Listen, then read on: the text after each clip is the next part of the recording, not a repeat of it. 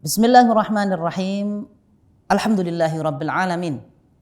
Wassalatu wassalamu ala rasulihil karim nabiyyina wa habibina Muhammadin wa ala alihi wa sahbihi ajma'in. Amma ba'd.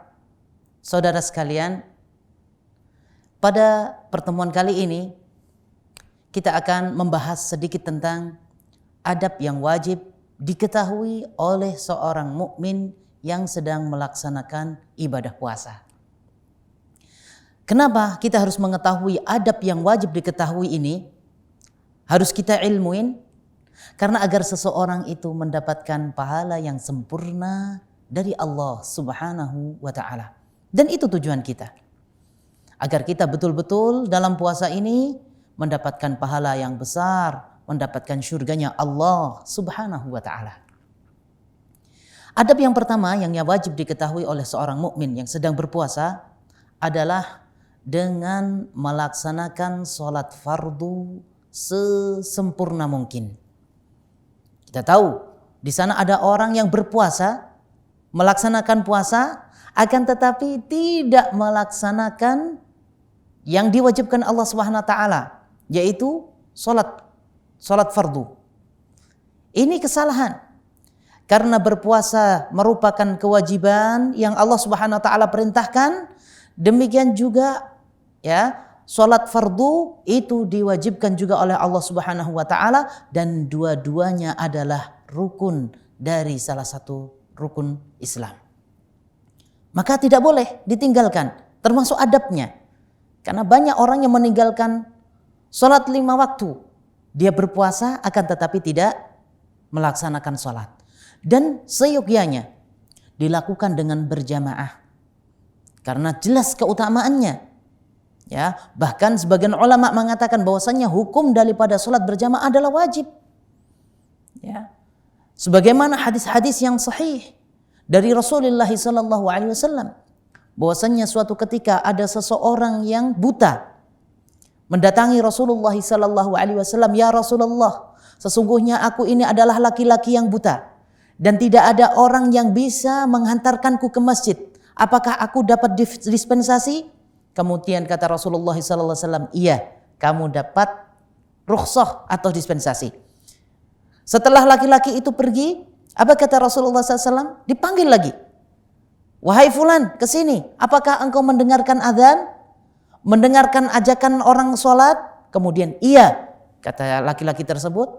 "Iya, saya mendengarkannya ya Rasulullah." "Fa'ajibhu." Maka datangilah sholat itu, datangilah masjid itu, datangilah panggilan itu. Subhanallah. Demikian juga ketika perang berkecamuk, Allah Subhanahu wa taala menjelaskannya di dalam surah An-Nisa, disebutkan bahwasanya tetap diwajibkan sholat berjamaah. Bagaimana kalau ya dalam keadaan senggang, dalam keadaan kosong, ya, maka lebih wajib dia melaksanakan sholat fardu dengan berjamaah. Demikian juga keutamaannya banyak sekali. Ya, beda antara sholat sendirian dengan sholat berjamaah itu bedanya 27 derajat. Rasulullah sallallahu alaihi wasallam bersabda, ya, "Sholatul jama'ati afdalu min sholatil fadhi bi 27 darajah." Sholat berjamaah lebih utama daripada sholat sendirian dengan selisih 27 derajat. Subhanallah. Makanya orang yang berpuasa, dia seyogyanya melaksanakan perintah Allah Subhanahu wa taala yang satu ini, yaitu sholat dengan berjamaah agar mendapatkan pahala yang sempurna. Kemudian yang kedua, ikhwatul iman, ya, yang harus diketahui, adab yang wajib diketahui oleh seorang yang berpuasa adalah meninggalkan apa saja yang diharamkan atau menjauhi apa saja yang diharamkan oleh Allah Subhanahu wa taala dan Rasulnya.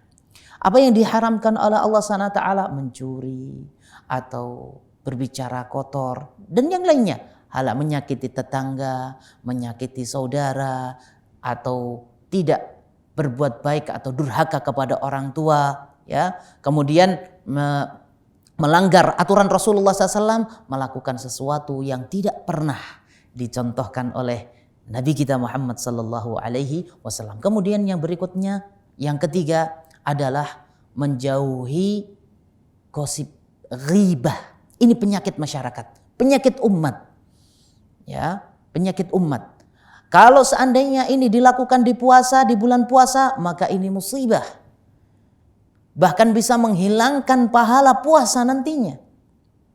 Ya, dikatakan oleh sebagian salaf bahwasanya kalau dia berpuasa, maka pendengarannya puasa, mulutnya berpuasa, matanya berpuasa, anggota badannya semuanya berpuasa. Ya, kalau seandainya dia membicarakan aib saudaranya, maka ingatlah itu adalah merupakan dosa besar. Ya, suatu ketika Mi'raj, Nabi kita Muhammad sallallahu alaihi wasallam diperlihatkan ya seseorang yang memiliki kuku panjang dari timah kemudian dicakarkan ke mukanya, ke wajahnya. Ya, kemudian Rasulullah bertanya kepada Jibril, "Wahai Jibril, siapakah dia?" "Ya Rasulullah, wahai Muhammad, dia itu adalah seseorang yang senantiasa menghilangkan kehormatan saudaranya, membicarakan aib saudaranya." Na'udzubillah. Itu dosa besar. Kalau ada ancaman dari Rasulullah sallallahu alaihi wasallam, ancaman keras, maka ketahuilah itu adalah dosa besar. Ingat, suatu ketika Rasulullah melihat Ka'bah. "Wahai Ka'bah, engkau adalah tempat yang mulia." Ya, akan tetapi kehormatan seorang muslim itu lebih mulia daripada engkau, subhanallah.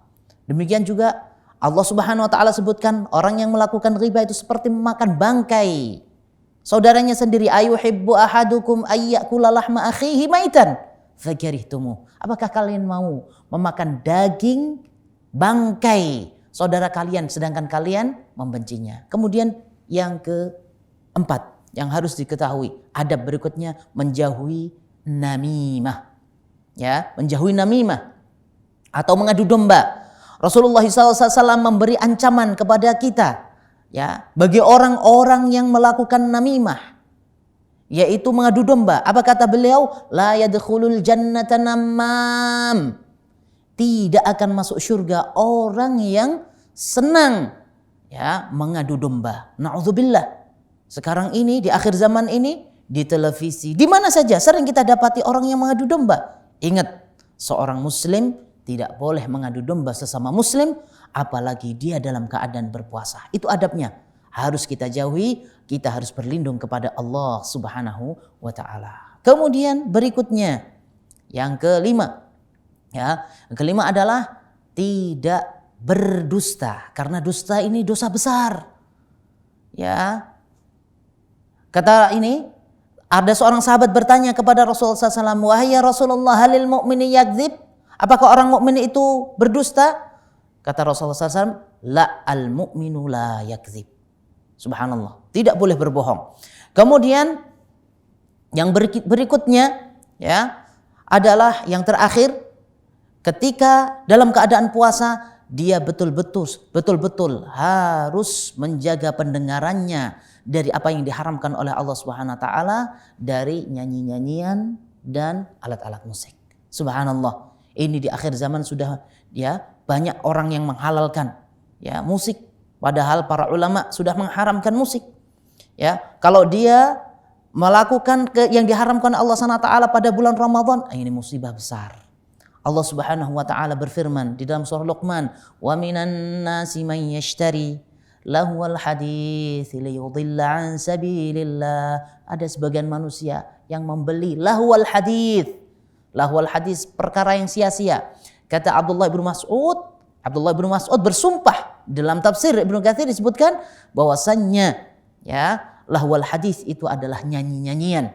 Kemudian Al Hasan Al Basri mengatakan bahwasannya lahwal hadis adalah al-ghina wal ma'azif, ya nyanyi-nyanyian dan alat-alat musik. Ingat, ketika berpuasa harus menjaga pendengaran kita dari alat-alat atau hal-hal yang diharamkan oleh Allah Subhanahu wa taala. Jadi jangan heran kalau di akhir zaman ini ada orang yang menghalalkannya, ya, menghalalkannya, jangan heran. Karena kata Rasulullah sallallahu alaihi wasallam juga diwanti-wanti di dalam hadis yang sahih, dalam hadis yang diriwayatkan oleh Al-Imam Bukhari, la yakunanna min ummati aqwamun yastahilluna al-hira wal harira wal khamra wal ma'azif. Nanti akhir zaman ada di antara umatku suatu kaum yang menghalalkan zina, menghalalkan ya sutra, ya. Kemudian yang menghalalkan khamr dan yang menghalalkan musik. Makanya kita harus hati-hati di akhir zaman ini. Betul-betul kita harus ya mengikuti pendahulu-pendahulu kita, para ulama mazhab yang mana mereka mengatakan bahwasanya musik itu adalah haram, apalagi di bulan Ramadan. Betul-betul harus menjaga puasa kita agar puasa kita diterima di sisi Allah Subhanahu wa taala sebagai puasa yang sempurna dan mendapatkan surganya Allah Subhanahu wa taala. Semoga Allah Subhanahu wa taala menerima puasa kita, ya. Ini yang dapat saya sampaikan. Aqulu qawli hadza astaghfirullah li wa lakum innahu huwal ghafurur rahim. Wassalamu alaikum warahmatullahi wabarakatuh.